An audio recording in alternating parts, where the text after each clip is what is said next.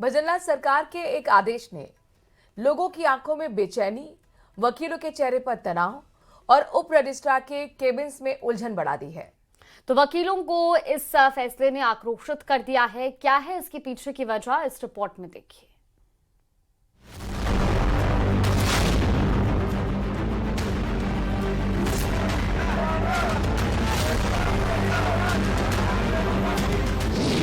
संपत्ति registration system में बदलाव के बाद बड़ा बवाल।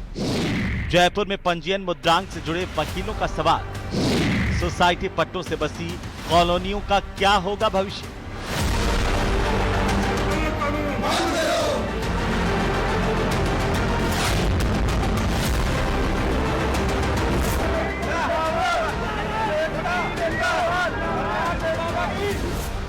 सूबे की सरकार के एक आदेश ने वकीलों को आक्रोशित कर दिया।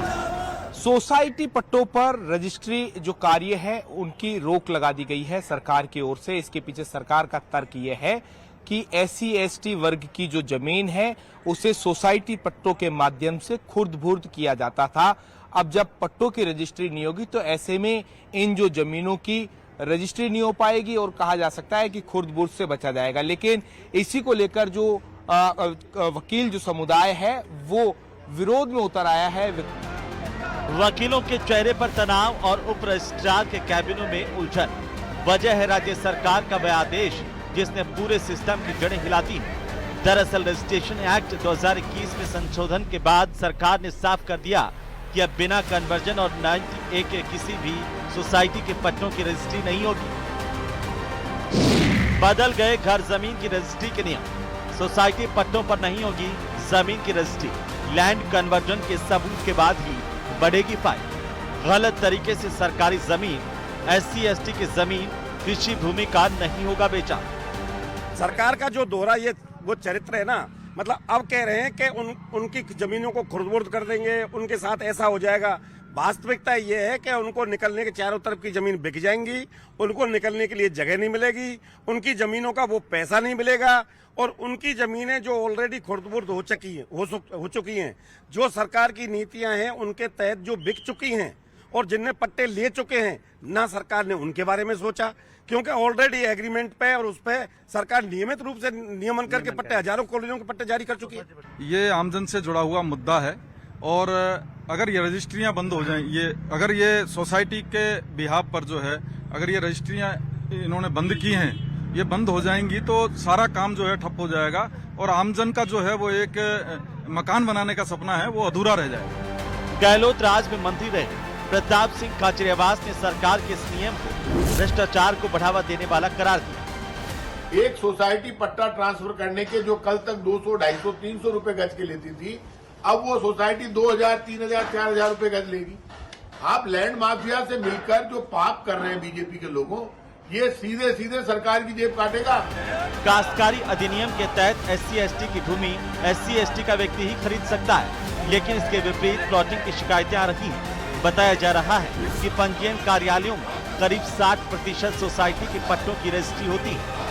वकीलों के साथ साथ में जो आम पब्लिक है वो भी इसे जो है इस फैसले के जो है वो विरोध में आ गए। लोगों को ये कहना है कि इस तरीके से जो फैसले जो लिए जा रहे हैं उससे किसी भी तरीके से ST/SC वर्ग की जो जमीन है उससे नहीं बचाया जा सकता है। सरकार एक और तो 90A जो की जा रही है जमीनों, उनके अंदर ST/SC की जो वर्ग की जो जमीनें हैं उनकी 90A की जा रही है, दूसरी ओर जो सोसाइटी पट्टे हैं उनकी रजिस्ट्री के ऊपर रोक लगा रही है। न्यूज़ 18 राजस्थान के लिए सहयोगी दिलीप चेची के साथ रोशन शर्मा की रिपोर्ट। SIR की करते हैं। दरअसल राजस्थान में SIR की आड़ में घुसपैठ और वोट कटौती को लेकर सियासत उबाल पर है। एक तरफ मंत्री झाबर सिंह खर्रा कह रहे हैं कि घुसपैठिए बाहर होंगे, तो वही कांग्रेस इसे सिस्टमैटिक खेल बनाकर एक बड़ा हमला कर रही है। इस रिपोर्ट में देखिए। SIR पर घमासान, घुसपैठियों पर प्रहार, बीजेपी का निशाना, कांग्रेस का पलटवार। विशेष मतदाता सूची संशोधन का पहला चरण खत्म होने से पहले घुसपैठियों को लेकर प्रदेश का सियासी पारा हाई है। भाजपा और कांग्रेस SIR को लेकर एक दूसरे पर गंभीर आरोप लगा रहे हैं। सरकार के मंत्री झाबर सिंह खर्रा ने दो टूक कह दिया है कि SIR के बाद घुसपैठिए मतदाता सूची से बाहर हो जाएंगे। और विपक्ष के नापाक मंसूबों पर पानी फिर जाएगा। स्वच्छ लोकतंत्र के लिए ये आवश्यक है कि उस राष्ट्र के मूल नागरिक मतदाता सूची में शामिल हों। कोई भी अवैध रूप से घुसपैठिया मतदाता सूची में मतदाता के रूप में शामिल नहीं हो। खर्रा यही नहीं रुके, उन्होंने वोट चोरी का मुद्दे बनाने पर भी कांग्रेस पर पलटवार किया। झाबर सिंह ने साफ कहा कि आजादी से पहले ही वोट चोरी की परंपरा रही है, अब मतदाता सूचियों का शुद्धिकरण हो रहा है। SIR के माध्यम से भारत की मतदाता सूची का शुद्धिकरण हो रहा है और जो भारत के मूल नागरिक हैं उन्हीं के नाम मतदाता सूची में सम्मिलित हो रहे हैं। वहीं कांग्रेस प्रदेशाध्यक्ष का आरोप है कि राजस्थान में लगभग 29 लाख वोट कटे हैं और इस प्रक्रिया में भारी स्तर पर गड़बड़ी की जा रही है। गोविंद सिंह डोटासरा का दावा है कि ये सिर्फ तकनीकी मामला नहीं बल्कि एक सिस्टमैटिक खेल है जिसका मकसद पंचायत और निकाय चुनावों से पहले राजनीतिक फायदा उठाना है।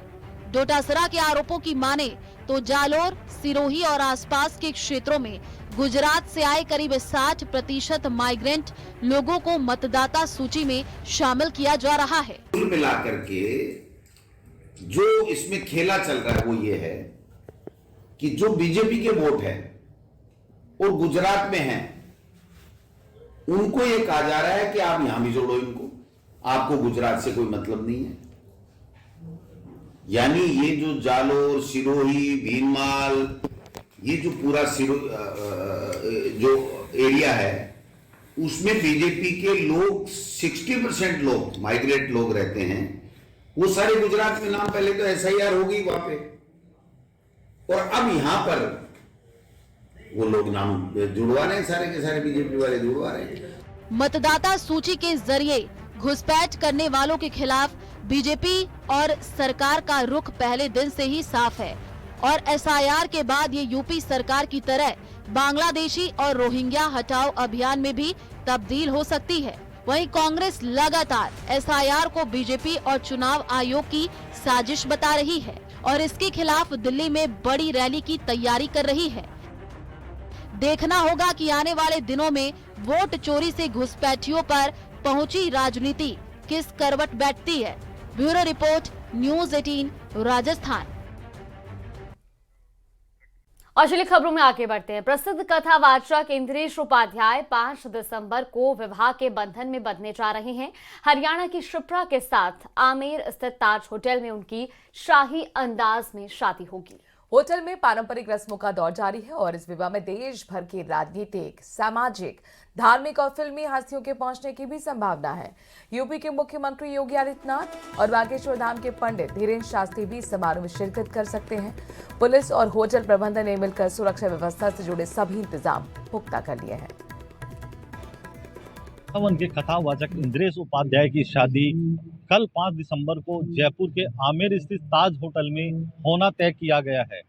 इंद्रेश उपाध्याय की शादी हरियाणा की शिप्रा के साथ होना है, जिसकी तैयारियां यहां जोरों शोरों से की जा रही हैं। ये वो ताज होटल है जहां इंद्रेश उपाध्याय की शादी कल 5 दिसंबर को यहां संपन्न होगी। ये वो ताज होटल है जहां यहाँ जो उनके मेहमान हैं, जो इंद्रेश उपाध्याय हैं, वो यहाँ पहुंच चुके हैं और अंदर उनकी तैयारियां की जा रही हैं। आज सुबह से ही शादी समारोह की कई तैयारियां हैं वो की जा रही हैं, कई कार्यक्रम आयोजित किए जा रहे हैं। ये कुंदन वन है ताज आमेर होटल का, जहाँ ये पार्क है, जहाँ ये गार्डन है। इसी गार्डन में कल सुबह 10 बजे से 1 बजे तक इंद्रेश उपाध्याय की शादी के जो कार्यक्रम है, जो रस्म है, वो यहाँ संपन्न होंगे।